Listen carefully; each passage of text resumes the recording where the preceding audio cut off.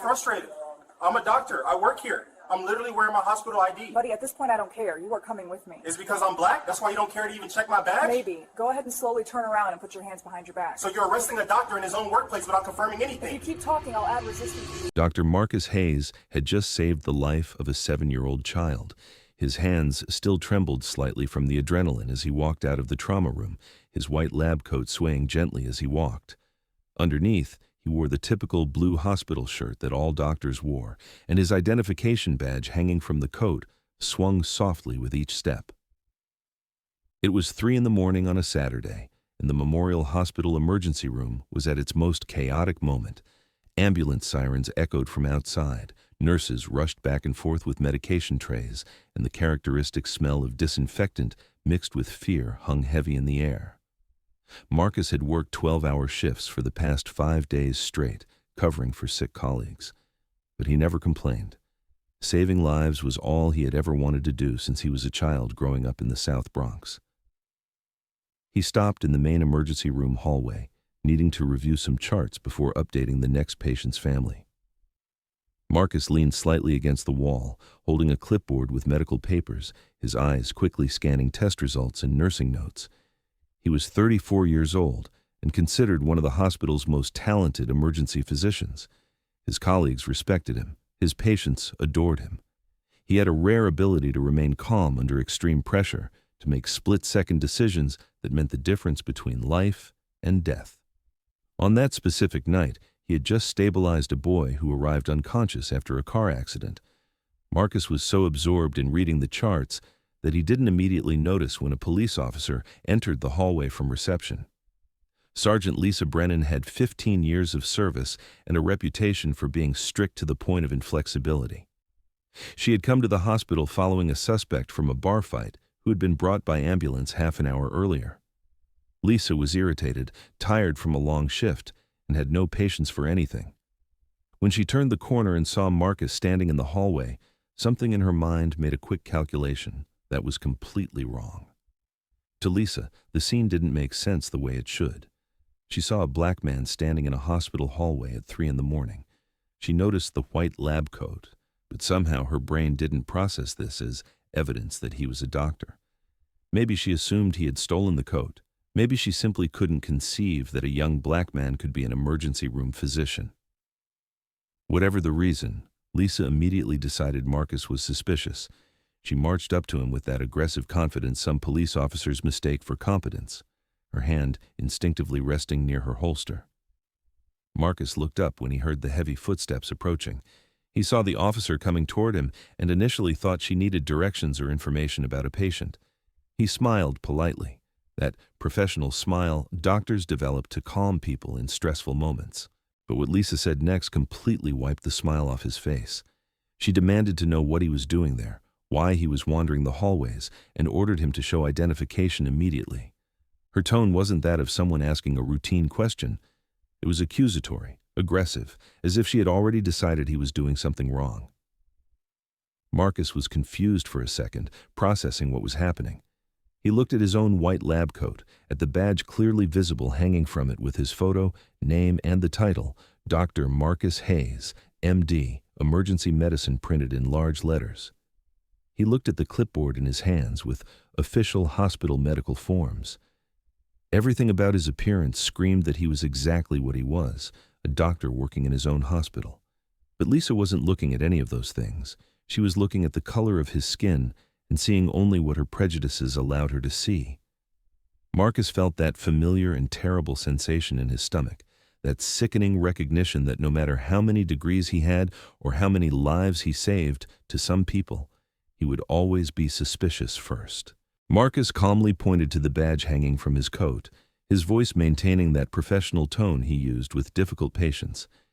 He explained he was Dr. Marcus Hayes, emergency physician, and that he was working his regular shift. He showed the clipboard with medical charts, trying to demonstrate the obvious. But Lisa didn't even look properly at the badge. Instead, she took a step closer, her posture becoming more aggressive. She said anyone could grab a lab coat and badge, that she had seen all kinds of fraud in her years of service. She repeated the order for him to show government-issued photo identification, right now. Marcus felt anger beginning to boil beneath the surface of his professional calm. He had spent 8 years in medical school, 4 years of emergency residency, working 36-hour shifts straight, sleeping in closets, studying until his eyes burned. He had accumulated over $200,000 in student debt to get where he was. He had saved hundreds of lives in that exact hallway where he was now being treated like a criminal. But he knew the game. He knew that any wrong move, any wrong tone of voice could escalate the situation in dangerous ways. So he took a deep breath and said his wallet was in the doctor's locker room, but that she could easily verify his identity with any nurse or at reception. Lisa didn't like that answer. She interpreted it as evasion, as someone trying to buy time. Her hand moved closer to the holster, and she said he needed to come with her to reception now, or she would detain him for obstruction. Marcus looked around the hallway, searching for someone who could intervene, any colleague who could confirm who he was. But at that specific moment, the hallway was strangely empty. The nurses were all in rooms with patients. The other doctors were busy with emergencies. It was just him and a police officer who refused to see what was right in front of her. Marcus tried again, his patients wearing thin. He pointed to the nurses' station just 6 meters away, saying Lisa could literally walk there and ask anyone. But Lisa was now committed to her misinterpretation of the situation. She had decided Marcus was suspicious, and admitting she was wrong would mean admitting she had made assumptions based purely on race. Her voice got louder when she ordered him to stop arguing and cooperate. Several patients in the nearby waiting room began looking in their direction, curious about the commotion. That's when a nurse named Jennifer, who had worked with Marcus for 3 years, turned the corner carrying a tray of medical supplies. She saw the scene unfolding and immediately set the tray down on a nearby cart. Jennifer marched up to Lisa with an expression of disbelief and anger on her face. She asked what the hell was happening, why a police officer was harassing Dr. Hayes. Her voice had that sharp tone that emergency room nurses develop after years of dealing with absurd situations. Jennifer was a white woman in her 50s, short but with a presence that demanded respect. Lisa turned to Jennifer, clearly irritated by the interruption. She said she was investigating a suspicious individual in the hospital hallway, and that Jennifer should step back and let her do her job. Jennifer's mouth literally fell open. She looked at Lisa as if the officer had completely lost her sanity. Jennifer pointed directly at Marcus's lab coat, at the badge swinging on his chest, and said loud enough for several people to hear that this man was Dr. Marcus Hayes, one of the best emergency physicians in the hospital, and that he had just come out of surgery saving a child's life. She asked if Lisa was blind or just stupid. The situation should have ended there. Any reasonable person would have backed down, apologized, and admitted the mistake. But Lisa Brennan wasn't known for being reasonable, and she definitely wasn't the type of person who admitted being wrong, especially in front of witnesses. Instead of apologizing, she doubled down. Lisa told Jennifer she didn't take orders from civilians, and that if the nurse didn't back off, she would be charged with obstruction too. Then, in a move that shocked both Marcus and Jennifer, Lisa reached for her belt and grabbed her handcuffs. She ordered Marcus to put his hands behind his back, saying he was being detained until his identity could be properly verified. Marcus couldn't believe what he was hearing. He looked at the handcuffs, then at Lisa's face, searching for some sign that this was some kind of terrible misunderstanding that would be resolved any second. But her eyes were cold, determined, completely convinced of her own authority. Marcus knew he was at a critical moment. If he resisted physically in any way, even if it was just stepping away, Lisa could claim he was resisting arrest. She had a gun. He had seen too many news stories about black men who didn't survive encounters with police for much less. So even though every fiber of his being screamed against the injustice of the moment, Marcus slowly placed the clipboard on the floor. Jennifer practically screamed that Lisa was making a huge mistake, that this was harassment, that she was calling the hospital administrator immediately. She pulled her cell phone from her pocket and started dialing, talking loudly about lawsuits and police misconduct. Other hospital staff began to appear, drawn by the commotion. A lab technician stopped in the hallway, mouth agape. A nurse who was leaving a patient room saw the scene and ran to the nurse's station to grab the phone. Within minutes, half the emergency room knew something absurd was happening in the main hallway. Marcus turned slowly, his hands trembling with anger and humiliation as he placed them behind his back. Lisa approached him from behind, and that's when Dr. Richard Chen, the emergency room medical director and Marcus's direct supervisor, came running down the hallway. Richard was 62 years old, gray-haired, and had a reputation for being calm, even in the most chaotic situations. But when he saw Lisa about to handcuff Marcus, his face turned red with fury. He shouted for Lisa to stop immediately, his voice echoing through the hallway with an authority that made the officer hesitate for a fraction of a second.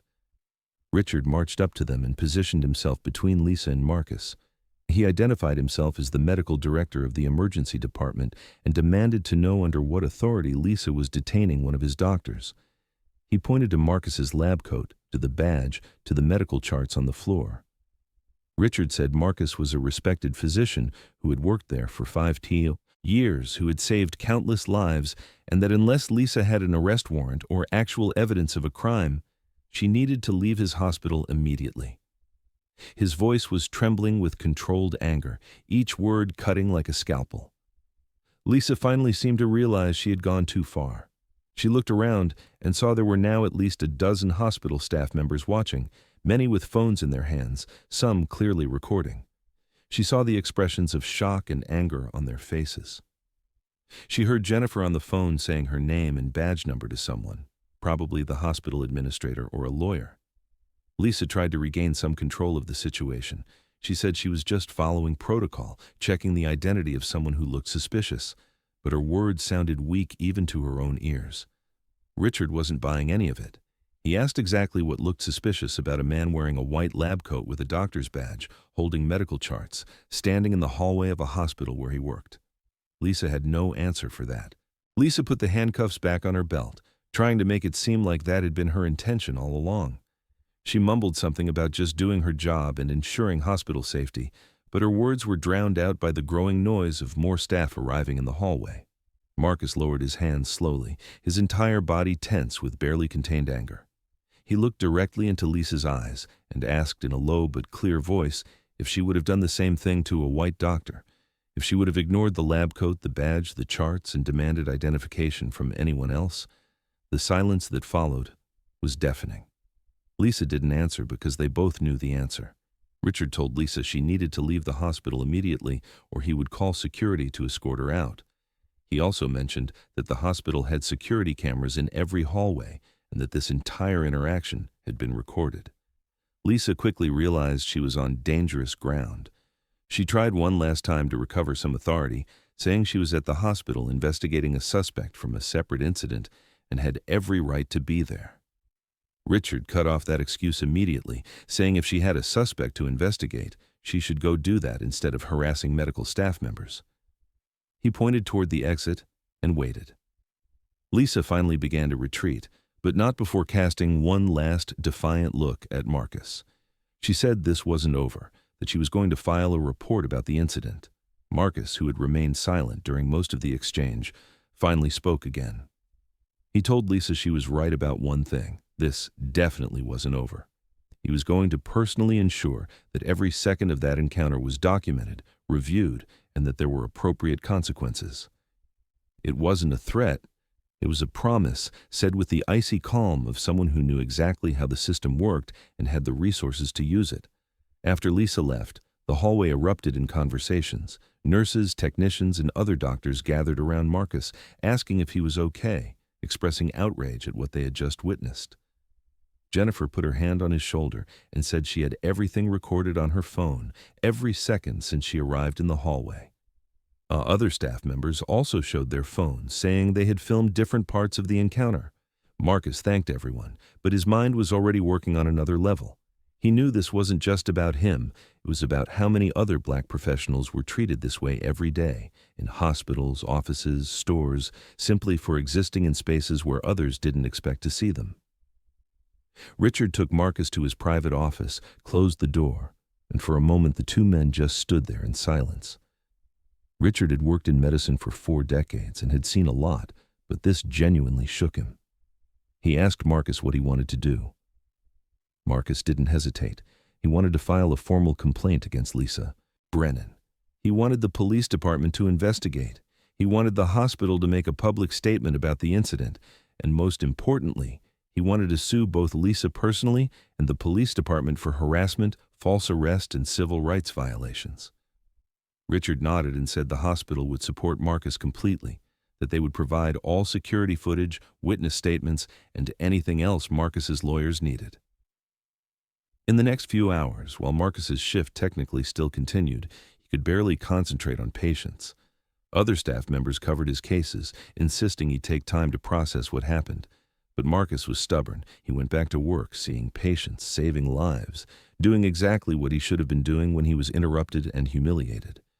Every patient he treated, every life he touched that night, was a silent statement. He wasn't going to let one person's racism define who he was or stop him from doing the work he loved. But inside he was seething, planning, preparing for the battle he knew was coming. The story spread like wildfire through the local medical community before the sun even rose. Memorial Hospital staff shared the incident with colleagues at other hospitals. Cell phone recordings began circulating in private social media groups. By Sunday morning, just hours after the incident, an investigative reporter who had a contact inside the hospital was already calling asking for comments. By Monday morning, the story was on local news with the headline, "Black Doctor Nearly Arrested While Working at Hospital." The staff phone recordings were shared with the media, and although faces were blurred for legal reasons, the audio was crystal clear. Lisa's voice demanding identification, Jennifer screaming that Marcus was a doctor, Richard ordering Lisa to leave. The police department initially tried to downplay the incident. They issued a statement saying Officer Brennan was following standard procedures in verifying the identity of an individual in a hospital during an investigation. But that narrative quickly crumbled when Memorial Hospital released the complete security camera footage. The video showed everything in sharp detail. Marcus standing in the hallway with his white lab coat visible, badge clearly hanging, holding medical charts. Lisa marching up to him and immediately adopting an aggressive posture. Her body language made it obvious she had made instant assumptions based on nothing but Marcus's appearance. Marcus hired Sarah Kowalski, a civil rights attorney known nationally for police misconduct cases. Sarah reviewed all the evidence, the security recordings, the cell phone videos, the witness statements, and told Marcus he had one of the clearest cases she had ever seen. Lisa Brennan had no legal justification to detain Marcus. He wasn't committing a crime. He was literally working at his own workplace, wearing his professional uniform, with visible identification. The only reason for Lisa's approach was racial discrimination, pure and simple. Sarah filed the lawsuit 2 weeks after the incident, seeking $2,400,000 in damages for civil rights violations, emotional suffering, and punitive punishment. The public reaction was immediate and fierce.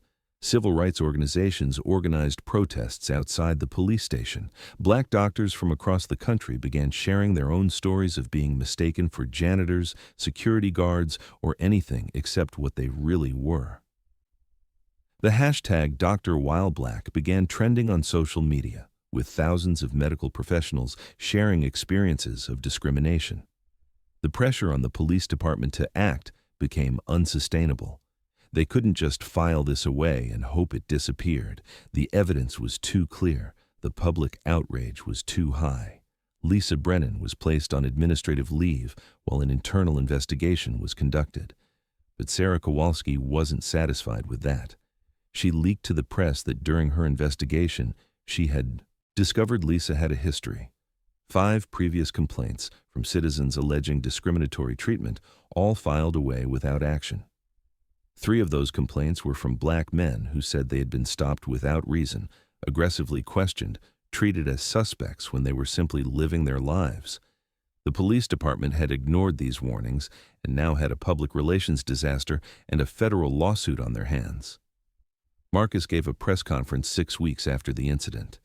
He stood in front of cameras from all major news networks, wearing the same white lab coat he wore that night, his doctor's badge clearly visible.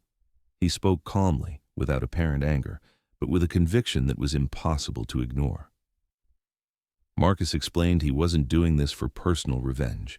He was doing this because he was a doctor and understood that sometimes you have to treat the disease, not just the symptoms. Systemic racism in law enforcement was the disease.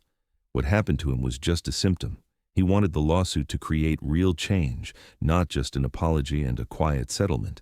Every word he said was carefully chosen, every sentence meant to make clear he wasn't going to back down or be silenced.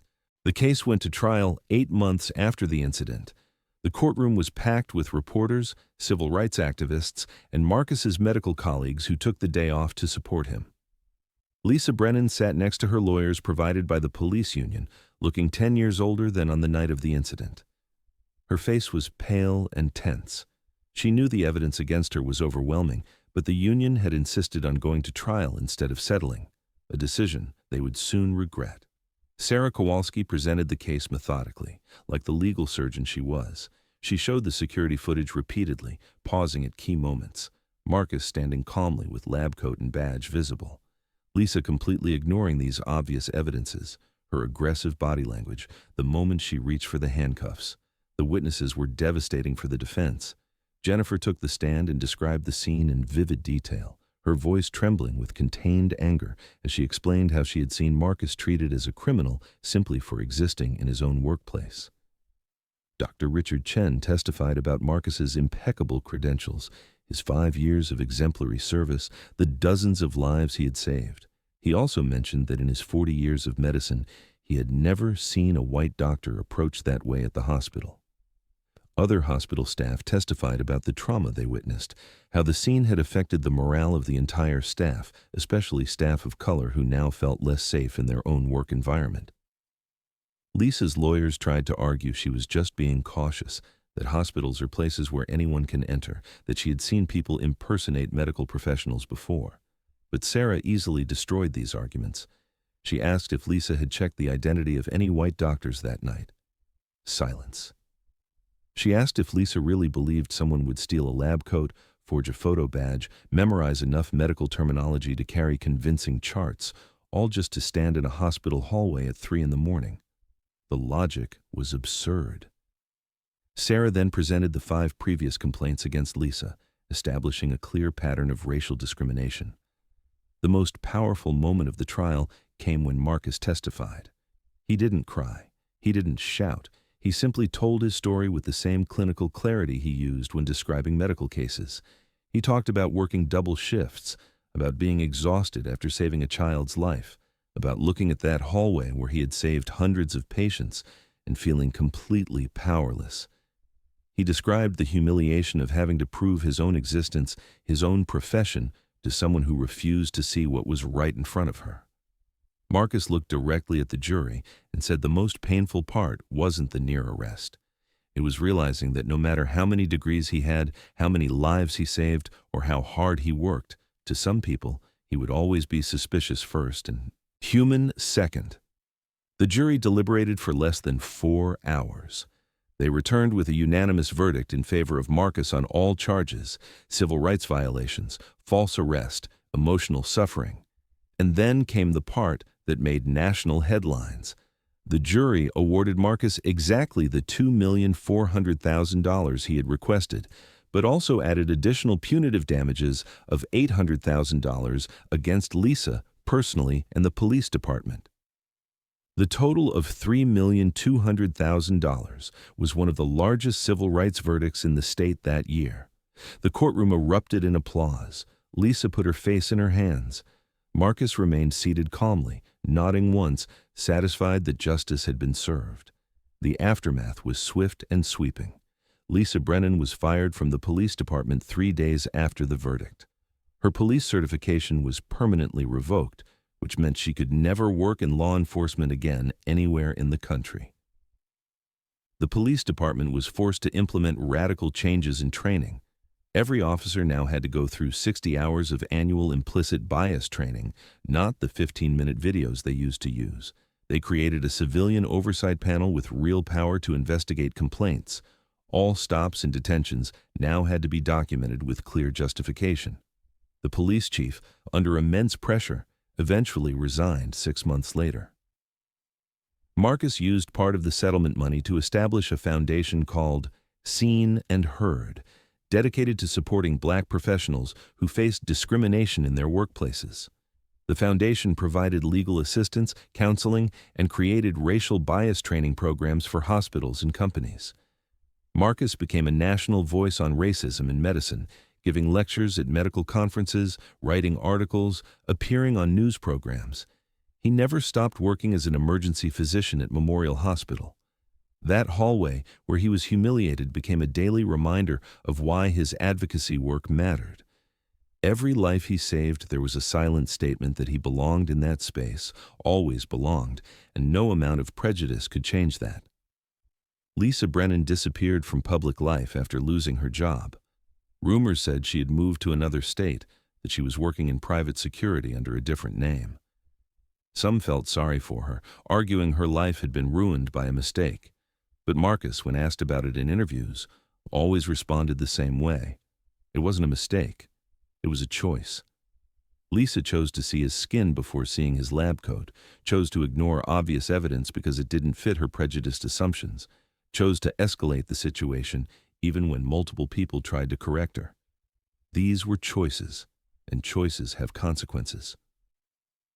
The case Marcus Hayes versus Lisa Brennan and police department became study material in law schools, police academies, and diversity training programs across the country. The security footage from that night was watched millions of times, analyzed frame by frame, used as a perfect example of how implicit bias manifests in real actions with real consequences. And Marcus continued his work, saving lives, fighting for justice, proving every day that he belonged exactly where he was. Because in the end, it wasn't about one racist officer or a multi-million-dollar lawsuit.